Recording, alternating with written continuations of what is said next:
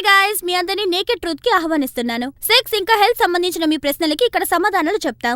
ఆ తర్వాత మీకు తెలుసు కదా, ఇక్కడ ఒక ఎపిసోడ్ కి ఒక ప్రశ్న. మా ఎక్స్పర్ట్ ఫిజిషియన్ సహాయంతో ఆ ప్రశ్నకి సమాధానాన్ని మేము మీకు తెలియజేస్తాం. సో ప్రోగ్రామ్ ని మొదలెడదాం.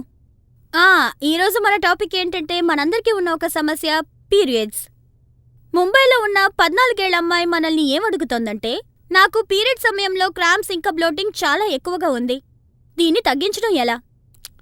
బ్లోటింగ్ ఇంకా క్రాంప్స్ పీరియడ్స్ లో ఉన్న చాలా దారుణమైన విషయం. దీన్ని తగ్గించడానికి కొన్ని ఐడియాస్ చెప్తాను. ఏది మీకు యూస్ఫుల్ గా ఉంటే అది తీసుకోండి. 1. మీరేదైనా మైల్డ్ పెయిన్ కిల్లర్ టాబ్లెట్ ని తీసుకోండి, అంటే క్రోసిన్. లేదంటే మీరు వేడి నీళ్ళతో స్నానం చేయొచ్చు, లేకపోతే హాట్ వాటర్ బాటిల్ ని వాడండి.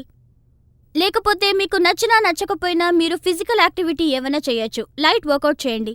అండ్ ఇంకొక ముఖ్యమైన విషయం, ఈ 3 రోజులు సాల్ట్ సోడియం ని అవాయిడ్ చేయండి, ఎందుకంటే దానివల్ల శరీరంలో నీళ్లు ఎక్కువై బ్లోటింగ్ కూడా ఎక్కువవుతుంది.